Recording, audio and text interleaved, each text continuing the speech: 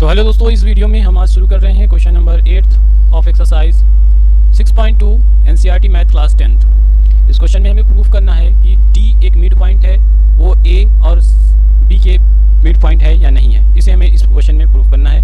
It is very important for exam points view. Exam points view के लिए ये बहुत ही इंपॉर्टेंट क्वेश्चन है। इस चीज़ से रिलेटेड क्वेश्चन आपको एग्जाम में देखने को ज़रूर मिलेगा अगर आप सीबीएसई या यूपी बोर्ड्स के 10th क्लास के एग्जाम देने वाले हैं 2025 में। तो ये क्वेश्चन और इस क्वेश्चन की बेसिक चीज़ें जो हैं आपको बहुत ही बेनिफिट देंगे। तो हम क्वेश्चन को एक बार रीड कर ले रहे हैं। क्वेश्चन क्या है?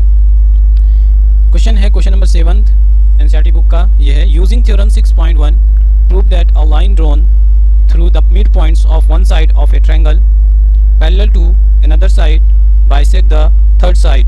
Recall that you have proved it in class 9। आपने इसको क्लास 9th में भी प्रूफ किया है, इसी को एक बार फिर से इसमें प्रूफ करना है। तो क्वेश्चन को हमने उस पर नोट कर लिया है, गिवन क्या है, प्रूफ क्या करना है, और हमें ये फिगर बना लिया है। इसमें कहा है कि इस ट्रायंगल में ट्रायंगल ए बी सी में डी हमें मिड पॉइंट प्रूफ करना है जो कि ए बी के है कि नहीं। और ई यहाँ पे बाइसेक्टर है, मतलब बाई मतलब दो, सेक्टर मतलब काटना, एक लाइन को दो भागों में इक्वल काटना, तो वो बाइसेक्टर होगा।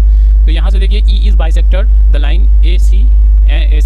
अगर ये ए सी को काट रहा है तो बाइसेक्टर मतलब ए ई और ई सी दोनों इक्वल होंगे, क्योंकि ये इक्वल में काटेगा, बाइसेक्टर मतलब इक्वल। तो सबसे पहले हम यहाँ प्रूफ करने के लिए in triangle A B C E is bisect the line A C.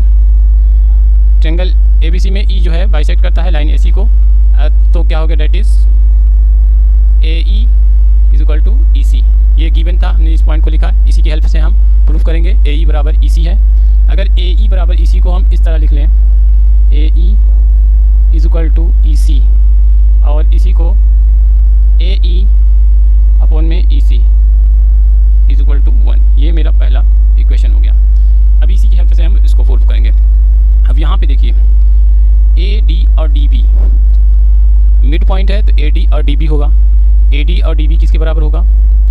A D और B D is equal to A E upon में ई सी, जो कि इसको हम 2 मान लेंगे, और ये है हमारा किसके हेल्प से हुआ? By B P T. ये हम बी पी टी थ्योरम की हेल्प से इसको लिख सकते हैं इस तरह से। अब देखिए फ्रॉम 1